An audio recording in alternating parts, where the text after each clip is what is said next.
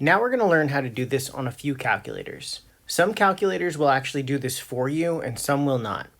You cannot use a graphing calculator in class, on quizzes, or tests in Science 2.0 or chemistry.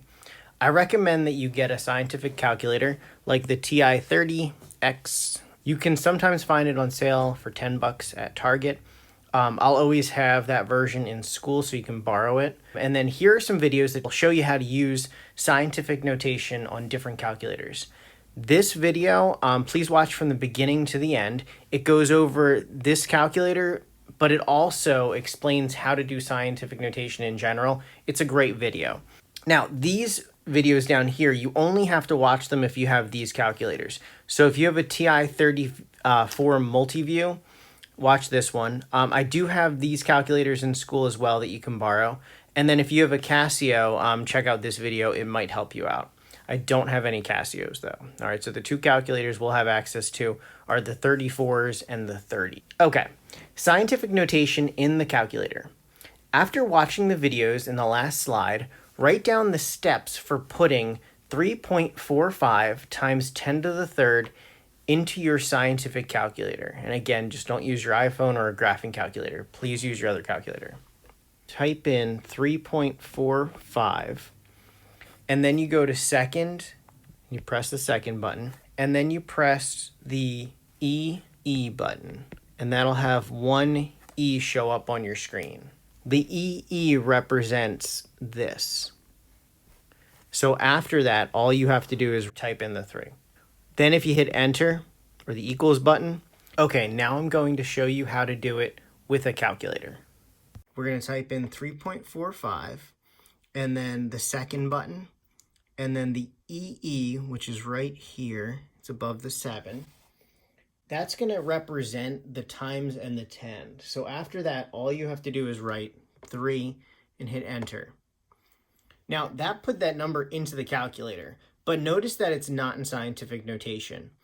To force the calculator to go into scientific notation mode, hit second and then this DRG button, but because we're on second, it's actually the psi button.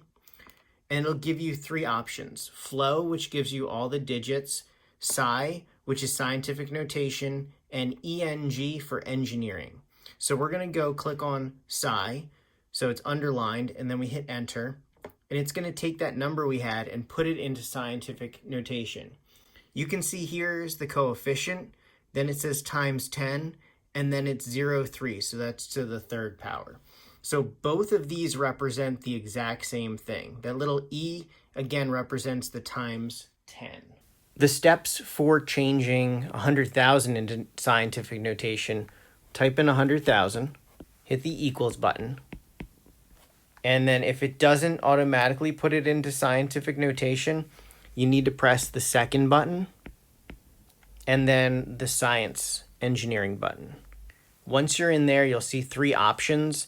You need to underline psi and then press enter.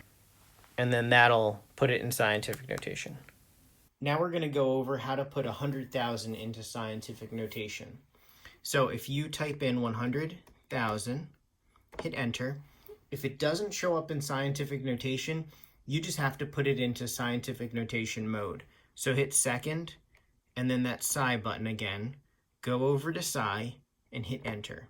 And that'll put it into scientific notation. So it's 1 times 10 to the 5th power. Now, if you put another number in there, like 120, notice how it made that into scientific notation as well.